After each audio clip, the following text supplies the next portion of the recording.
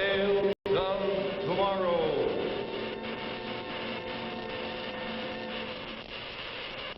Presented by Maslin, Beauty Blend Broadway.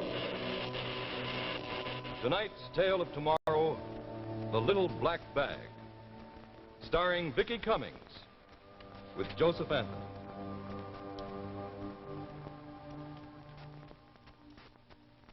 Say, how do you think you'd like to work in a place where they just closed up shop once a year so that everybody could go fishing?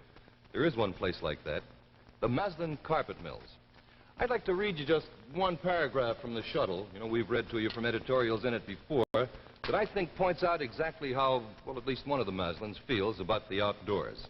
He says, "A friend is not alone for autumn's woods with gun and dog, nor summer's sun with rod and reel. Nor is a friend alone to challenge nature fastnesses with solitary canoe, nor just that two may boil their coffee over a fire that's built for one," and so on. It goes like that. And you know, right opposite this editorial, on the facing page here, they've got the golden rule, as stated in 8 different religions: Judaism, Christianity, Buddhism, and so forth. 8 of them. Now, I don't think I need to dot any I's or cross any T's. Some of the Maslin family like to fish, and they know that lots of other people like to go fishing too. So once a year, on the opening day of the trout season, the great Maslin Carpet Mills close down so that everybody who wants to can just go fishing. And now C.H. Maslin & Sons bring you Act 1 of tonight's Tale of Tomorrow, The Little Black Bag.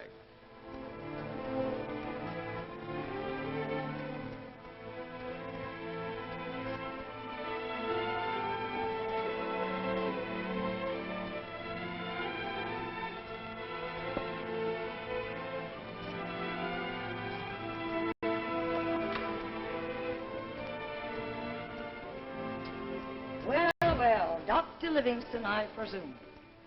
Oh, Angie. And how much money did the eminent physician and surgeon earn today? Angie, don't. I know I haven't treated a patient in days. Oh, I'm tired. Tired. Oh, you poor little man. What do you know about being tired? I'm tired, too. Tired of wearing these shabby clothes, tired of living in cheap rooms and listening to your excuses. Tired? What from? You haven't earned $1 in a month. Oh, Angie, stop it. Oh, no, not this time, my benevolent husband. I'm fed up with all this rot, moving from one hovel to another, living in filth, sinking lower and lower. I know that. You were going to set the world on fire, be the greatest surgeon that ever lived. Hopes, dreams. All right, that's enough. The reason for my failure was a mistake. It was an accident. That's over. Forget it. No one else knows. You're still a doctor. You're still supposed to earn a living. I've done everything possible. I can't manufacture patients. There are other ways of making money. Lots of other ways if you were only smart. I won't touch that kind of money. All right. Starve. Stay in your cave. You're a weak, spineless failure, not good for anything. Angie. Oh, go on. You disgust me. And I think of all the big plans you had.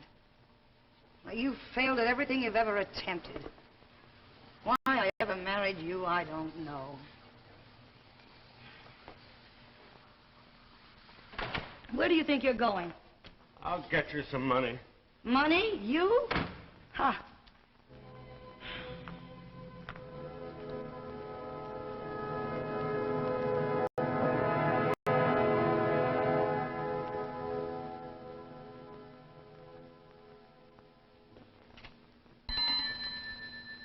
Well, Dr. Fulbright, how are you this evening? Things getting better, I hope? If things were better, I wouldn't be here. Oh, I'm sorry. I thought maybe you'd come to take something out, you know, your watch, perhaps. A man has nothing to do. You needn't keep track of time. How much? Your bag? No, but Doc, your practice. Your work. Oh, no, I couldn't take that. That's your life. How would you get on? Just tell me what it's worth. No, I couldn't. It's no use to me anymore. Look, Doc, for 25 years you've been in this neighborhood. All over people know you, the good you've done. Such things aren't forgotten. That's all behind me. My practice is washed up. Look, Doc, I've known you a long time. There's something I feel I've got to say. Now, I hope you don't think I'm... Doc, it's your wife, that Angie. Now, you tell me how much I can get on that bag. Okay. Okay, but I hate doing it. So I can let you have $25? $25? For 25 years. No profit in that. I'll take it.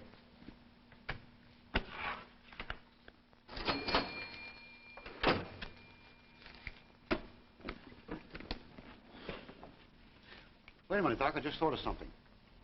Look. Suppose I give you $20 for your bag and another medical kit to boot, one that's been lying around the shop. How would that be? No, it's no good. My nerves are all shot. Doc, look. You can't just throw everything away. Let me get you this a little. No, don't bother. I've made my decision. I'm not turning back. Now, just a second, Doc. It's right here. Here it is. Here. Look at this. Maybe it's a little out of date, but you never can tell when you need it. Thing bag? Where did you get it? Well, that was the darndest thing. One rainy morning, it was about 5 years ago, I came down to open the shop. There it was, right in front of the door. No name, no address, nobody near it. These instruments. I've never seen anything like that before. Neither have I. But I figured the bag had good leather, so I kept it in the window for almost a year. You know, on the highest bid I ever had on it, a man looked inside, saw the instruments, and laughed in my face. That's no good to me, Doc. $5 and it's yours. What do you say? Look, there's no hitch, nothing to worry about. Anytime you want the money back, I'll give it to you. Well, what can I lose? Dust will probably accumulate on this, too. Thanks for your kindness. You're a good friend. Good night. So long, Doc. Good luck.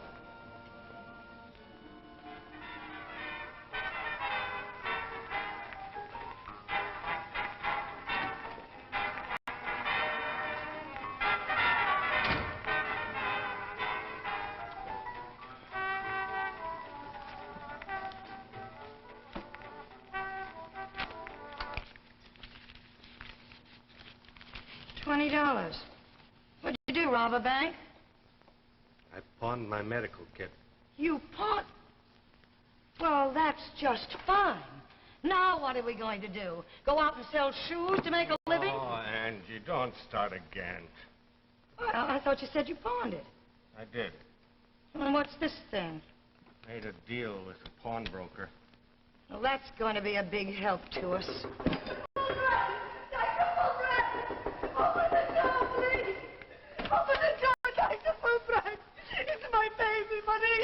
What is it? I don't know. She's been sick for 2 days now. I just went into the room to see how she was. And first she was twitching, and then she didn't even move.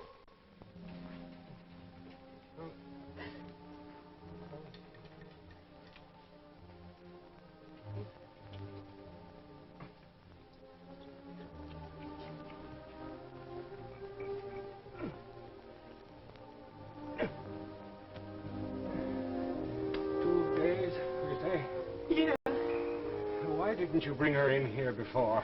I didn't have no money for doctors.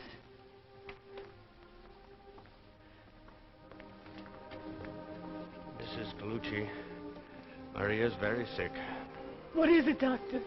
Can only be one thing, hemorrhagic encephalitis, an infection of the brain. Is that very bad, doctor? I'm afraid there's nothing anyone can do.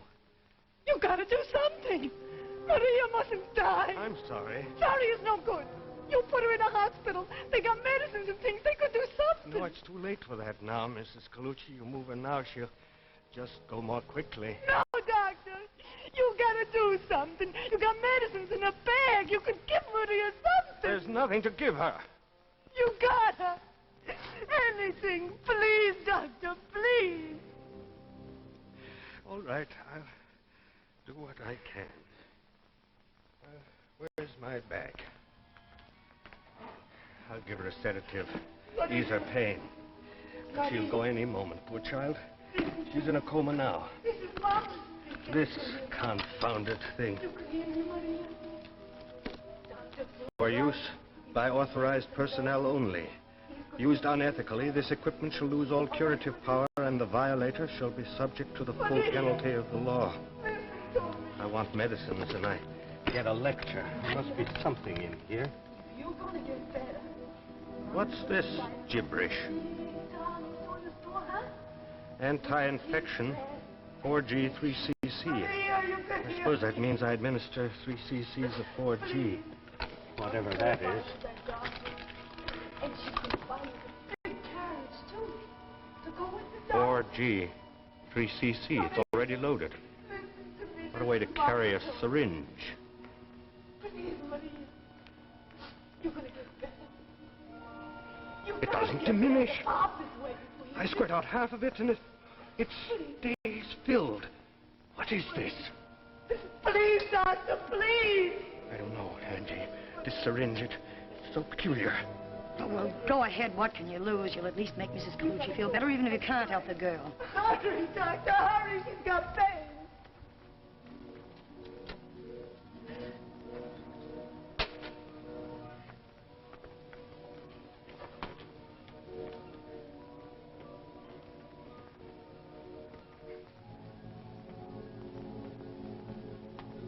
There.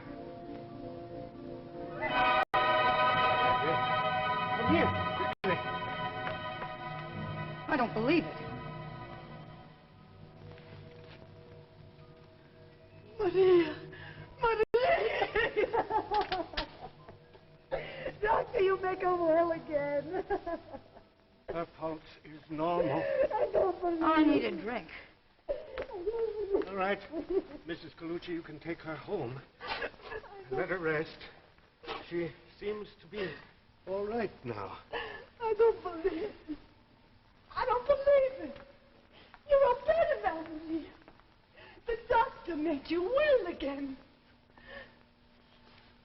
Doctor, I ain't got no money, but I'm gonna light a candle for you. God bless you, doctor. Thank you, Mrs. Colucci. I'll drop by tomorrow. Thank you. Angie, do you realize what just happened? That type of encephalitis is invariably fatal. It's never been cured before. How'd you get hold of the bag? Where'd you find it? I told you, at the pawn shop. I don't understand all this. A syringe that refills itself. That miraculous cure of the child just now. Can you imagine what I can do with this bag? Yes, I can. There's $1 million in that satchel, and we're going to clean up. Angie, let me do things my way. This can be a magnificent thing. Oh, save it. I just saw a mink coat walk in front of me. I once made a mistake, a bad mistake. I'd like to rectify it now with this. Yes, I know you made a mistake, but the district attorney wouldn't call it Angie, that. you There's would... $1 million in your hands, and I'm going to see that you keep it there for a long, long time. From now on, I'll make all the rules, and I'm going to take care of this. Put that down. Such strange-looking equipment. Wait a minute. Wait a minute. There's some writing on this. Where's the magnifying glass? Oh, here it is.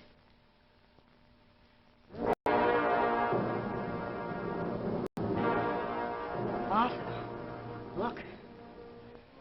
Look, with instruments like these, you can have the whole medical world in the palm of your hand. Just look at that.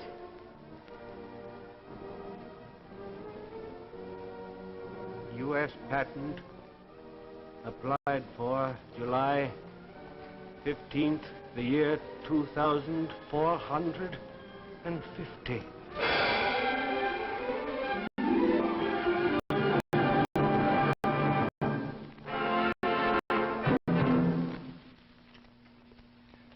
Say, do you remember the fishing rod I showed you a while ago? Well, here's a little item that on a fishing trip would be just as valuable as the fishing rod itself. It's Maslin's Handy Andy, and handy is really the word for it, and let me show you exactly why. Just zip this open, and what have you got? Lots of little individual holes and a plastic backing to hang all your lures and spinners on. They never can get tangled up again. They're all right there for you to reach. The plastic backing is so that in case you fall, there's no chance of one of the hooks going through the material and hurting you. Here's a big snap pocket. I like to keep a muslin raincoat in mine. A couple of sandwiches fit just as well. Zip this up out of the way, and back here, you've got more space, lots more. A great big full-width pocket lined with water-repellent material for a large lure box or some other gear. And down on bottom here, a ring on which to hang your landing net. Of course, that's only the half of it, because you can use both sides, one as easily as the other. Here we have a couple of lamb's wool patches for wet and dry flies, or the other way around if you like. Two more pockets for small gear, one snap, one zip, and another one of those great big ones that opens up to hold all kinds of gear like this, and of course a lanyard on which you can attach a nipper or a very deluxe knife, sort of the way this one is. And there you have it, the Handy Andy made by Maslin Sportswear, and what it is actually is a tackle box that you can wear. Now it costs only $6.95. Now here is a real gift for Father, or a gift for anybody else that you know that happens to like to fish. It comes in this very attractive and very handy plastic container. You can use it over and over again as many times as you want to, even to store those trout in the icebox with. Look for it at your Maslin dealer, the Handy Andy at $6.95. At your Maslin dealer, you'll probably see this display with a Handy Andy on one side, the Colorado River vest on the other. If you don't know the name of your Maslin dealer, just write us. Print your name and address on the back of a postcard and mail it to Maslin Sportswear, Carlisle, Pennsylvania. Do it right away, and we'll let you know right away the name of your local Maslin dealer. And now, Maslin brings you the second act of The Little Black Bag, starring Vicki Cummings. All right, Maria. I have your measurements. You've grown almost an inch in the last 3 months. Keep it up. She's grown good now, Doctor. Ever since you gave her that health pill last year. Since then, no colds, no stomach aches, no pain. Yes, these certainly are marvelous little things. Anytime you need another, just let me know. I'm well stocked. Oh, you've been more than good to us already, Doctor. The things you did. Maria's sickness, my pneumonia, the health pills. I was glad to do it, Mrs. Colucci. And to think that you still see us now after 2 years. And with such a success.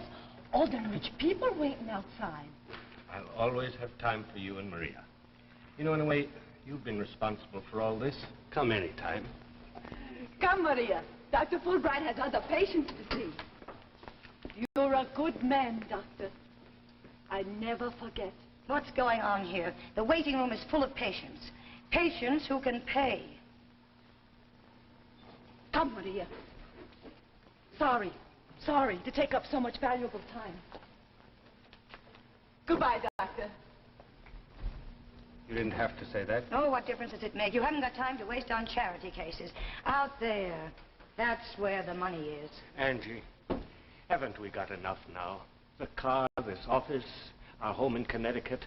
Can't we afford a little kindness? Think of the good we're doing. Think of the good we're doing. What if the instruments stop working? What if the bottles and the hypodermics run dry? What then? They never have. They keep refilling themselves. But they might, and the day they stop, we're right back where we started. I have no right to use these instruments for selfish purposes.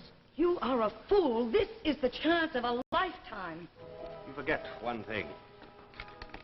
For use by authorized personnel only. Used unethically... Oh, stop with that scared talk. I've heard it a million times. It doesn't mean a thing. You may not think so, but we'd be fools to ignore it. Oh, that's a laugh. How could anybody from the 25th century reach us?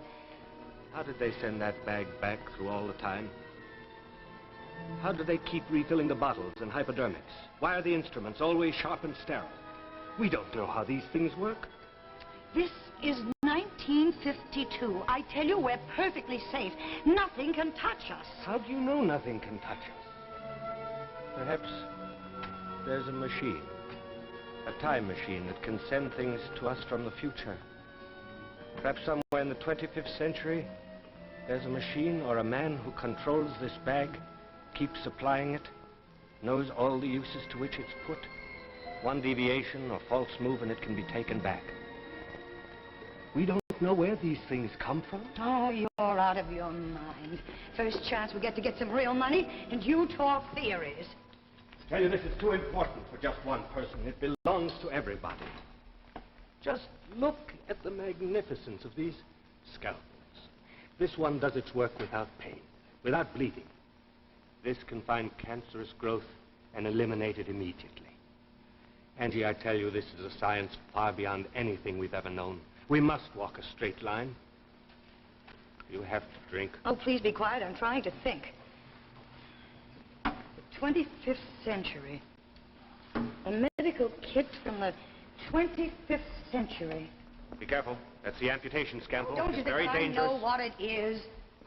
I know these instruments as well as you do. For 2 years, I've watched you work, and I can handle them as well as you can. Don't be a fool. Training for a nurse doesn't make you a surgeon. You wouldn't know the first thing about surgery. Wouldn't I? I've seen these instruments move themselves. I've seen them do it. Anybody could be a success with these. Send in the next patient. Let's get things cleared up fast here. I want to talk to you a moment later. Talk to me now. Later. Patients are waiting. Send in Mrs. Lagan. And don't forget to ask her for a big fee. She looks really wealthy. Mrs. Lagan, the doctor will see you now. Mrs. Lagan, how do you do? Dr. Fulbright, I've heard so much about you. Everyone raves so. I hope you'll be able to do something for me. Come right this way. Make yourself comfortable. Thank you.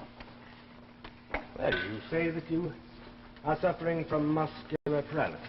That's correct, Doctor. My arm has been paralyzed now for 5 years. All other doctors have given up hope of curing me. Well, let me see. The last physician said the muscles were dead. They'd never function again. I just thought perhaps... Yes, give me the myotome, please. Yes, doctor.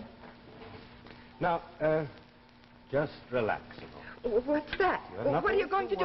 You have nothing to worry about. No, no, you're going to cut me. I don't want you to. I won't let you. Wait, cutting right into me. I don't feel a thing. There's no pain. Sit still. You're going to be all right. The arm will heal instantaneously. Give me the ointment. Right here, Dr. Fulbright. It feels so strange. All sort of tingling. As if the dead nerves were coming to life. There. I think that's enough. Now, move your fingers. Move my finger. Oh, that's impossible. They've been paralyzed for 5 years. Do as I say. Move your fingers. I don't believe it. They're moving for the first time in 5 years. Now, you just exercise them today and come and see me tomorrow. The arm and muscles have been completely restored. You will have no further troubles. Well, I don't know what to say. It's a miracle. Those instruments, the things you've done, the world should know of this technique. It will. Shortly. I promise you.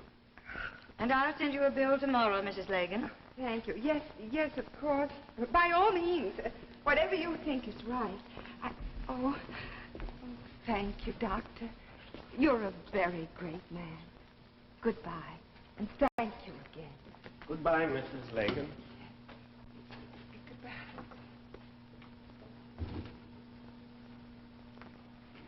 Send her a bill for $50. Are you out of your mind? That woman can pay anything we ask. What's the matter with you? Angie, can't you understand what I'm trying to do? Everyone who walks out of here thinks you're a miracle man. I say cash in on it. I stood by you through all the years when we didn't have a dime. Now I want some of the dividends. I'm afraid you're going to be very disappointed. What do you mean by that? I've thought a great deal about this bag during the past few months. And? Such a gift cannot be held by one person. It belongs to the entire profession. You can't be serious. I'm not a young man anymore. I've got to make sure that if anything happens to me, all this will go to the proper authorities. You said enough. That's out. Never mention it again. Do you understand? Angie, you have no right... Otherwise, I'll go to the police and tell them how you killed a patient because you came in drunk before an operation. Doctor. It's funny, but I'm not afraid anymore. After all these years, I'm not afraid. Oh, look, Arthur, Once we meant a great deal to each other. Once there wasn't anything in the world you wouldn't do for me. It's too late, Angie. I sent the letter this morning.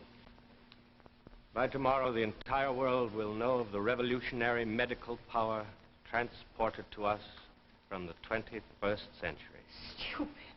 Stupid fool. You're throwing away a gold mine. I won't let you. There's nothing you can do. I won't let you. Now play the great doctor. Now try and give it away. Angie, you shouldn't have done that. It was wrong. They'll know. You should have played it my way. This thing's too good. I'll change my name. They'll never find me. I'll get away with this and I'll make a fortune. The main thing is that I have the black bag. Nothing can stop me now. What? What's going on here? The instruments. Where are the instruments? Oh, no. No. What is it? Dr. Fulbright. I don't believe it. No. Everything all right? Where are the instruments? Dr. Fulbright. No. Dr. Fulbright. No, this can't be happening. Dr. Fulbright. I won't let it. By authorized personnel only. Used unethically, this equipment shall lose all curative power, and the violator shall be subject to the full penalty of the law.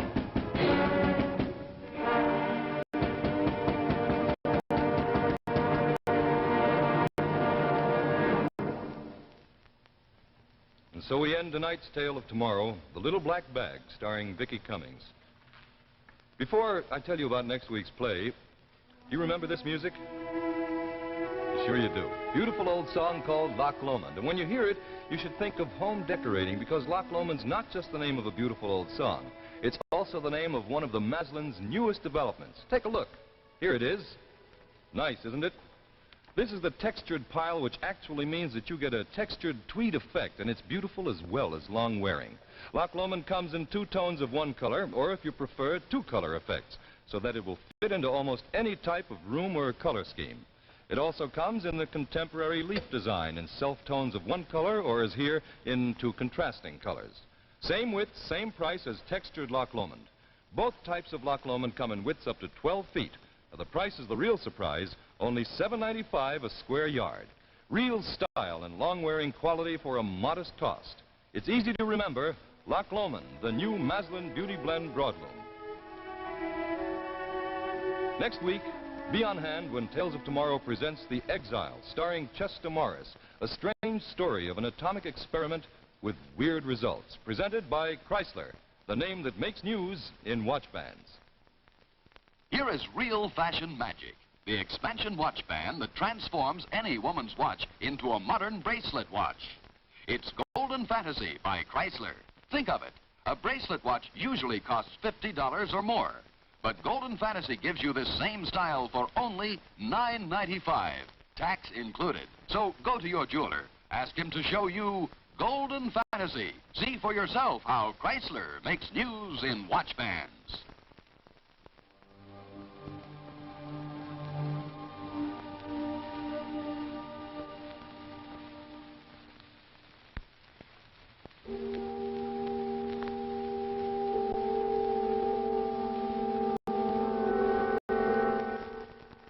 The preceding program, originally telecast by ABC in New York, has come to you by special video recording. This is ABC, the American Broadcasting Company.